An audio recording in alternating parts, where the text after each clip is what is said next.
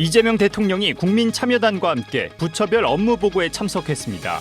이 대통령은 특히 AI를 활용한 가짜뉴스에 대한 대응을 주문했습니다. 육군 귀성부대와 해병대 특수수색대대가 거친 파도 속 요 구조자를 빠르게 구조하기 위한 합동훈련을 펼쳤습니다. 수색팀과 구조팀은 실전과 같은 훈련을 통해 합동작전 수행 절차를 익혔습니다. AI와 드론, 무인체계가 전장의 모습을 바꾸는 시대, 우리 군 역시 미래전에 대비한 새로운 준비가 요구되고 있습니다. 전인범 전 특수전 사령관과 함께 미래전장과 전시작전 통제권 전환, 우리 군의 리더십에 대해 이야기 나눠봅니다. 시청자 여러분 그리고 국군장병 여러분 안녕하십니까? KFN 국방뉴스 시작합니다. 이재명 대통령이 국민참여단과 함께하는 부처별 업무 보고를 통해 국정성과 점검을 시작했습니다. 국가데이터처의 보고를 받은 이 대통령은 가짜뉴스 대응을 주문했으며 재정경제부는 국가자산기본법 제정을, 기획예산처는 2045년 국가발전 전략 등을 보고했습니다. 김철환 기자입니다. 이재명 대통령은 15일 국민참여단이 함께한 가운데 청와대 영빈관에서 재정경제부와 국가데이터처, 금융위원회, 기획예산처의 업무 보고를 받았습니다. 특히 이 대통령은 인공지능 기반으로 기사 팩트체크 업무를 할 수 있다는 안형준 국가데이터처장의 보고 내용을 언급하며 가짜뉴스에 실시간으로 대응할 것을 주문했습니다. 지금 가짜뉴스가 온 세상을 어지럽히고 있고 이게 공동체를 파괴할 정도로 적대적인 대결적인 문화를 만들어내지 않습니까? 사실은 실시간 팩트에 기반해서 반론하고 정리하는 것도 충분히 할 수 있는 일인 것 같아요. 이 대통령은 최근 연평부대 방문 당시 사용했던 K2C1 소총이 일반 병사들에게는 충분히 지급되지 않았다는 언론 보도를 거론하며 즉각 팩트체크가 가능하면 그 같은 기사로 정부를 공격하는 일이 안 생겼을 것이라 덧붙였습니다. K2C1 소총은 주요 경계부대와 최전방 부대에 이미 약 17만 정이 전력화돼 운용 중이며 임무 우선순위에 따라 추가 전력화도 진행 중입니다. 이와 함께 이날 재정경제부는 1,400조 원이 넘는 국가자산 운용 방식을 보존과 매각 중심에서 가치 창출형으로 전면 전환하는 국가자산 기본법 제정을 추진하고 원화를 외국인이 해외에서 자유롭게 거래할 수 있도록 국제화 작업에도 속도를 높이겠다는 계획을 보고했습니다. 또 기획예산처는 보고를 통해 광복 100주년인 2045년 대한민국의 미래상과 국가 비전을 담은 청사진 2045 국가 발전 전략 마련과 재량 지출 15%, 의무 지출 10% 감축이라는 강도 높은 지출 구조 조정을 예고했습니다. 국방뉴스 김철환입니다. 한미일 합참의장 회의 참석차 미국을 방문 중인 진영승 합동참모의장이 현지 시간 14일 워싱턴 DC의 알링턴 국립묘지와 6.25 전쟁 참전용사 기념비를 찾아 참배했습니다. 진 의장은 참배를 마친 뒤 한미동맹은 참전 용사들의 숭고한 희생과 신뢰를 토대로 발전해온 혈맹이라며 굳건한 연합방위 태세 유지와 긴밀한 협력을 다짐했습니다.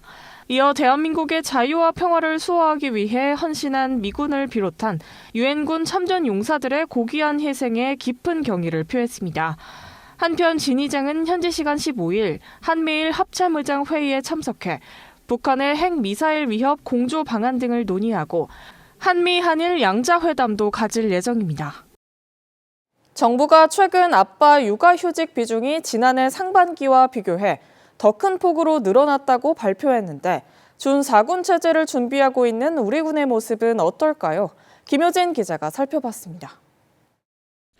고용노동부가 최근 2026년 상반기 육아휴직 등 일가정 양립 지원제도 활용도를 분석해 발표했습니다. 눈길을 끈 건 남성 육아휴직급여 수급자 수의 증가입니다. 올해 상반기 육아휴직급여 수급자 중 남성은 4만 320명으로 전체 수급자의 약 40%를 차지했습니다.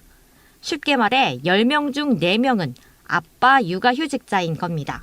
고용노동부는 이러한 남성 육아휴직의 주요 원인으로 일가정 양립 문화의 확산과 정부의 지속적인 제도 개선 노력을 꼽았습니다.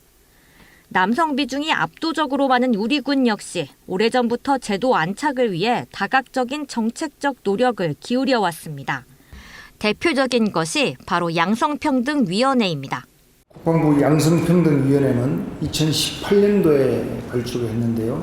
각계각층의 전문가분들을 모시고 국내 양성평등 문화를 만들어가는데 아주 중추적인 역할을 해왔습니다. 남성의 육아휴직 문제, 그리고 임신 여군의 모성보호 방안 등을 구체적으로 설명을 드리고 위원님들의 고견을 청취하는 자리를 갖도록 하겠습니다. 최근 개최된 회의에서도 남성 육아휴직 관련 제도 개선을 위한 노력이 집중적으로 다뤄졌습니다. 야전부대 현장 방문을 통한 남성 군인의 생생한 의견을 수렴하고 한국국방연구원 등 전문 연구기관을 활용한 심층 정책연구 추진 등이 논의된 겁니다. 특히 이번 회의에선 각 군 특성에 맞는 맞춤형 제도 개선 방안도 다양하게 살폈습니다. 가장 먼저 2022년 대비 2025년 육아휴직 사용률이 2배 이상 증가한 육군은 복직자의 연착륙을 돕기 위해 외국의 우수 사례 프로그램을 우리 군에 적용하는 방안을 검토 중입니다. 해군은 복직 이후 주요 직위나 필수 직위에 보직될 수 있을지 우려하는 장병의 인사상 불안을 낮추기 위해 출산 양육 친화적인 인사제도 도입과 부대 내 공감대 형성을 위한 교육 강화를 추진합니다. 공군은 기지가 주로 대도시에 위치하고 비행단급 이상 부대는 직장 어린이집 운영이 활성화되어 있어 양육 여건이 상대적으로 좋은 상황입니다. 이에 따라 휴직 외에 탄력 근무나 육아휴직 등 관련 제도를 적극적으로 사용할 수 있도록 독려할 계획입니다. 마지막으로 해병대는 타군 대비 소수 인원 편제로 결혼 발생 시 남은 동료의 업무 부담이 가중되는 구조적 특성을 가지고 있습니다. 이를 해소할 수 있는 보상체계 개선 방안을 논의해 나갈 방침입니다. 남성 군인의 육아휴직 사용 지속 증가는 매우 긍정적으로 생각합니다. 다만 육해공 해병대 각 군의 근무 환경과 특수성이 엄연히 다른 만큼 이에 맞는 현장 맞춤형 제도가 확실하게 뒷받침되어야 합니다. 그래야 우리 아빠 군인들이 진급에 대한 걱정이나 경제적 부담 없이 마음 편하게 육아에 동참할 수 있을 겁니다.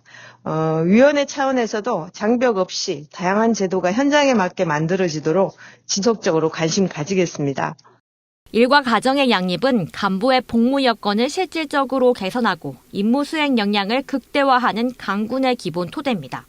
육해공 해병대 특성에 맞춘 촘촘한 제도 보완이 우리 군을 더 강하게 만들 수 있을지 귀추가 주목됩니다.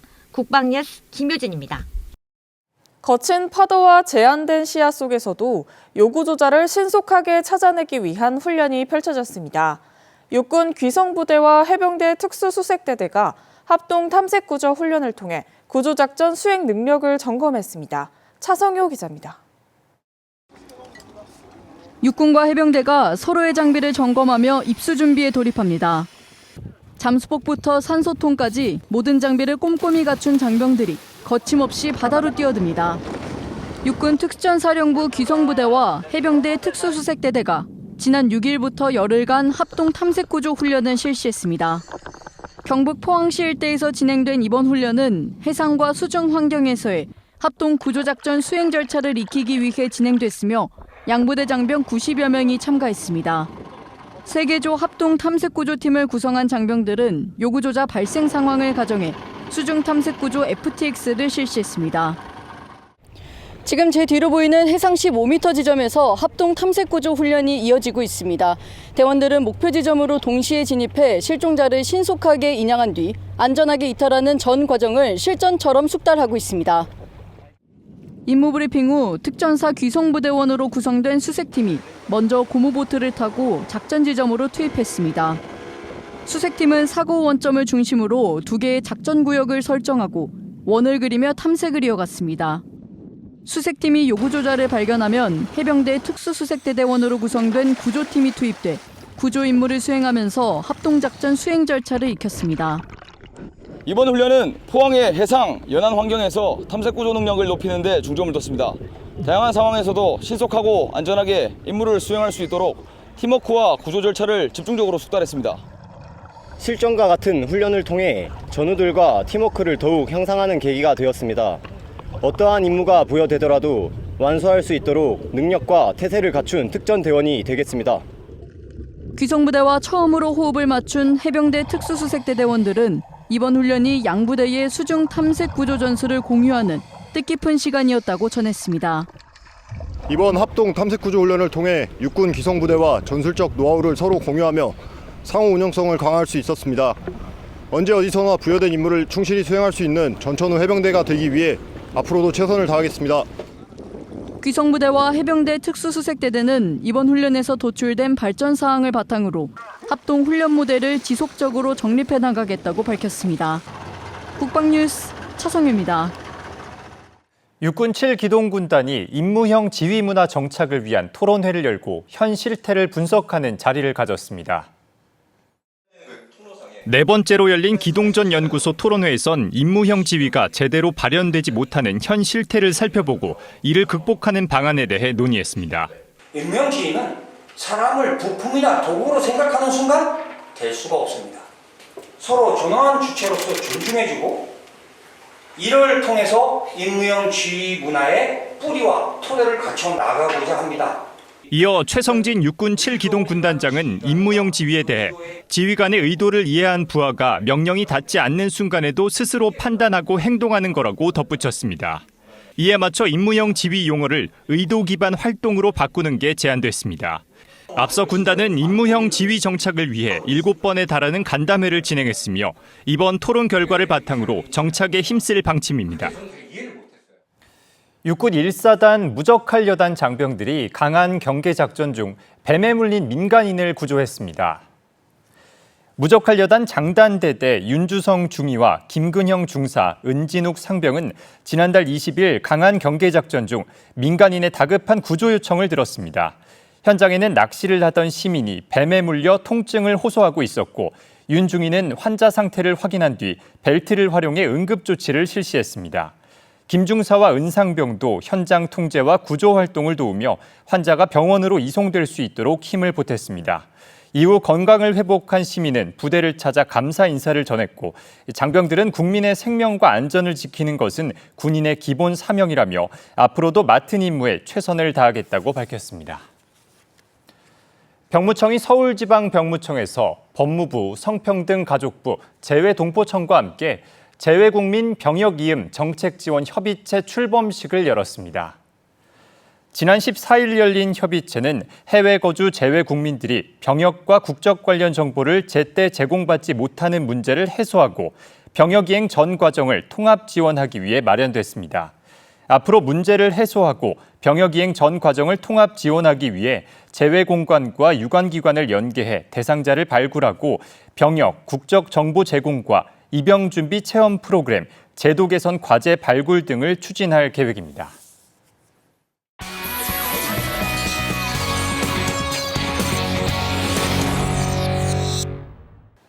네, 러시아 우크라이나 전쟁과 중동 분쟁을 계기로 전쟁의 양상이 빠르게 변화하고 있습니다.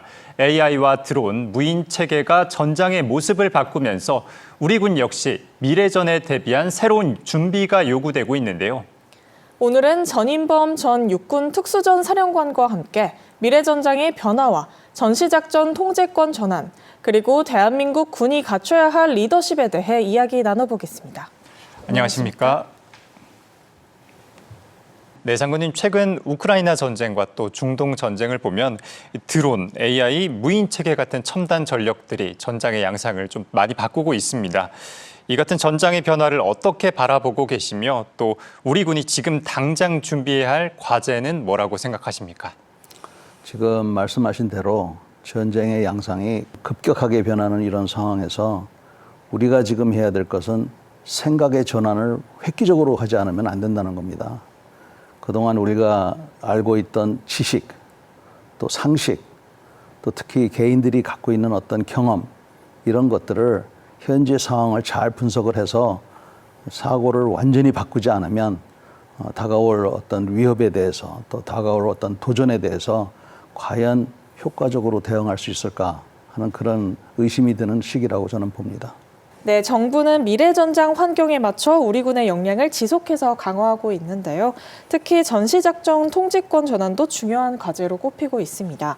장군님께서는 전작권 전환이 갖는 의미와 성공적인 전환을 위해 가장 중요한 조건은 무엇이라고 보십니까? 정확히 말해서는 한국군과 미군이 동시에 지휘를 한다고 봐야 됩니다. 국군 통수권자이신 우리 대통령과 미국의 대통령이 지휘를 하기 때문입니다. 이 두 분의 위임을 받아서 현재는 미군 사령관이 작전 통제권을 행사하고 있는 것이고, 또 미래에는 우리 한국군이 전시의 작전 통제권을 행사하는 이런 구조이기 때문에 정말 세심한 준비를 해서 해야 됩니다. 이 세심한 준비를 우리가 조건에 기초한다 이런 말을 하는데, 이 조건에 기초할 수 있도록 한미연합 체계가 약화가 되는 일이 없어야 되겠다 하는 것입니다. 우리는 우리 군에 대해서 큰 자부심을 갖고 있습니다. 세계 5위라는 것을. 우리 스스로가 그렇게 노력을 하고 있고 또 훈련을 하고 있나요? 이러한 자문 속에서 우리가 진짜 말이 아닌 실질적인 준비가 잘 될 수 있도록 하는 것이 매우 중요하다고 생각합니다. 네, 그렇군요. 앞서 말씀해 주신 미래전에 대한 얘기, 또 전작권 전환 얘기 모두 결국엔 사람이 중심이 된다는 점에서 지휘관의 역할이 더 중요해질 것 같습니다. 그동안의 경험을 바탕으로 보실 때 앞으로 우리 군에게 가장 필요한 리더십은 무엇일까요? 제 개인적으로 생각하기에는 이제는 이 시대에 특히 우리 군에서는 책임을 지는 리더가 중요하다고 봅니다. 편견 없이 그 임무를 완수할 수 있는 사람이 누군가를 잘 보고 뽑아야 된다. 그다음에 그 뽑은 사람에 따라서 본인이 지침을 다양하게 줘야 됩니다. 제대로 쉽게 알아듣는 경험이 있는 사람한테는 대충 지침을 줘도 되고, 처음 온 사람들, 처음부터 잘하는 사람이 어디 있습니까? 그런 사람한테는 자세하게 지침을 주고, 그다음에 세 번째는 일을 시켜야 됩니다. 그리고 네 번째는 분명히 실수가 이루어지게 돼 있어요. 그럴 때 그 사람을 보호해주는 그런 리더들이 돼야 되고, 본인들도 그렇게 되도록 노력을 해야 되고, 현재 책임 있는 위치에 있는 분들은 그런 책임을 질 수 있는 도덕적 용기를 가져야 된다고 생각합니다. 네, 장군님께서는 평소 강한 군대는 장병들과의 신뢰에서 시작된다고 강조해 오셨습니다. 세대가 변하는 지금 지휘관은 장병들과 어떻게 소통하고 신뢰를 쌓아야 한다고 보십니까? 제가 외국군들하고 많이 근무를 해보고 했는데, 우리는 사람을 모아서 우리가 정해놓은 틀 안에 그 사람들을 집어넣으려고 합니다. 이제는 그게 안 맞는 것 같아요.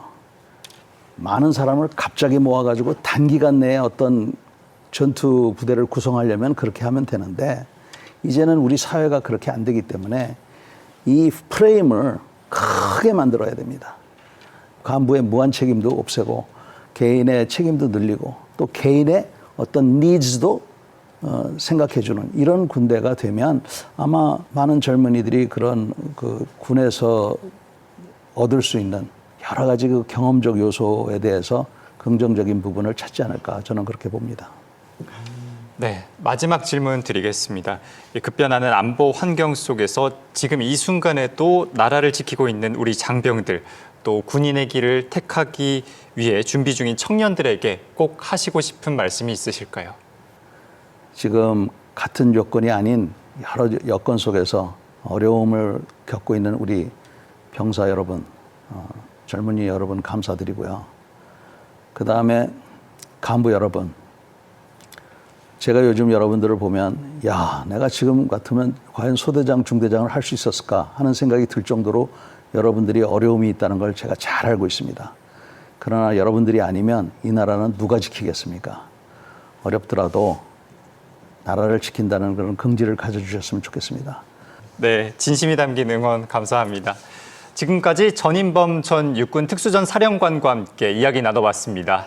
네, 오늘 귀한 말씀 감사합니다. 네, 볼트는 무언가를 조여서 단단하게 고정시킬 때 사용되는 아주 작은 부속품을 말합니다. 아주 작아서 아무것도 아닌 것 같이 생각될 수 있지만 심해에서 활동하는 잠수함의 경우 그 어떤 부품보다 중요하고 특별한 장비임에는 틀림없습니다. 오늘 방산톡톡 시간에 잠수함에 사용되는 볼트는 무엇이 다른지, 또 어떻게 제작되는지 국산화 과정부터 개발 과정까지 자세히 알아봅니다. 일반용 산업 볼트가 아니라 특수 제조로 하는 스테인리스 스틸.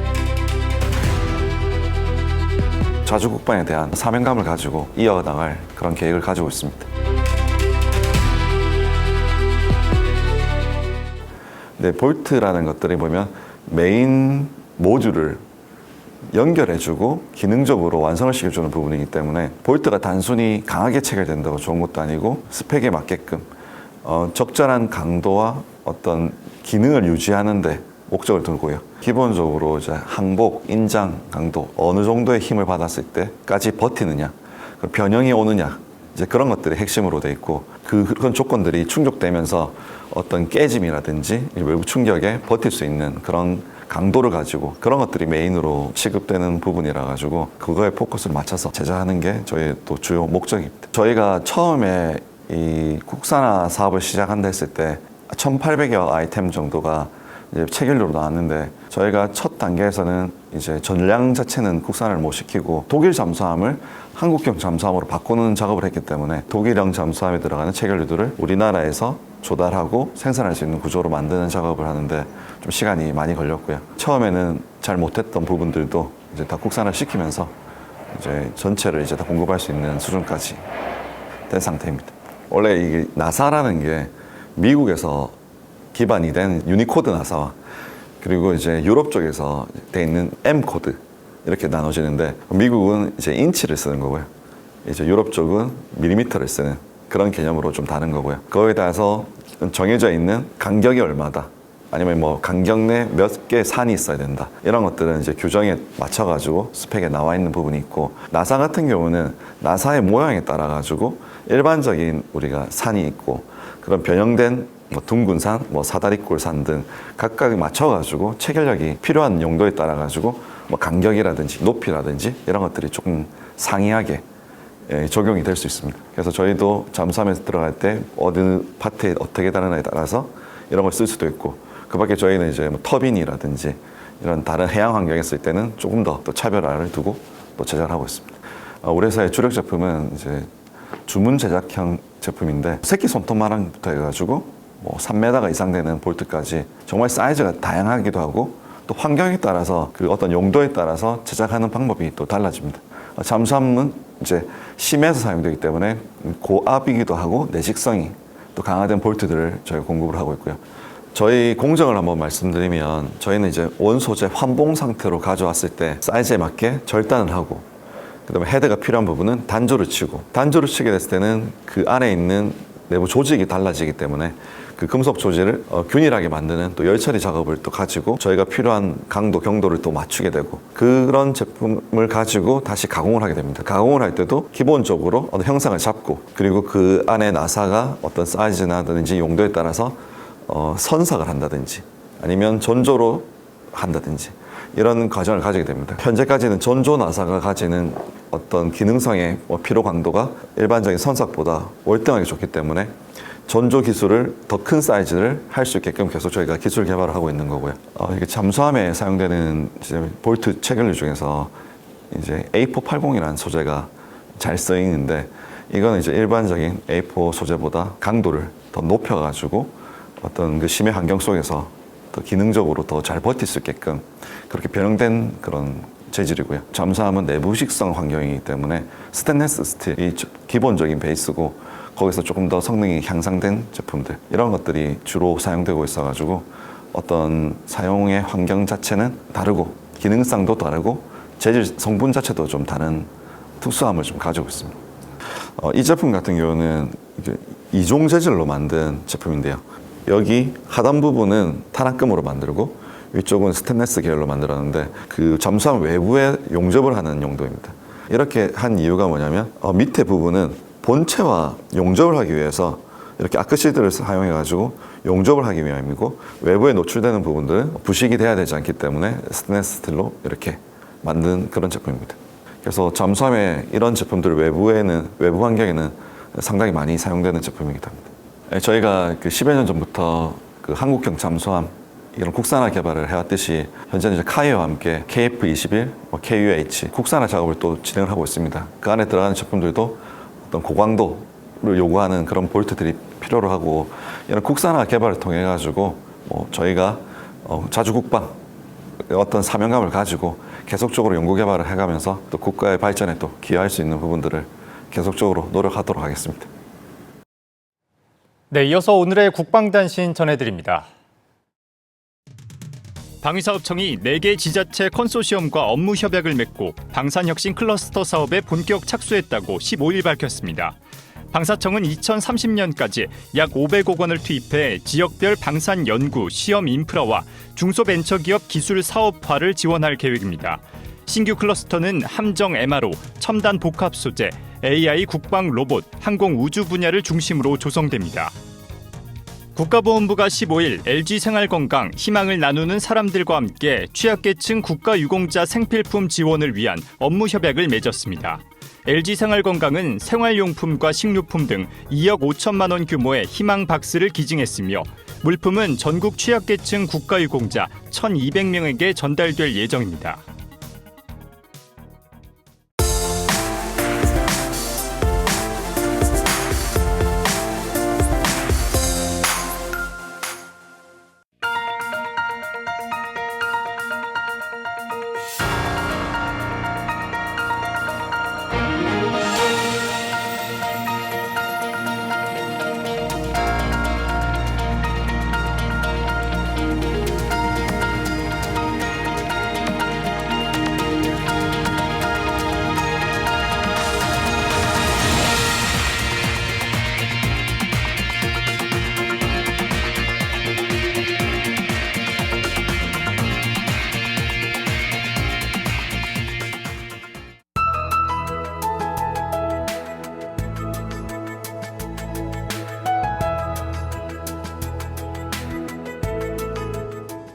기상 정보입니다.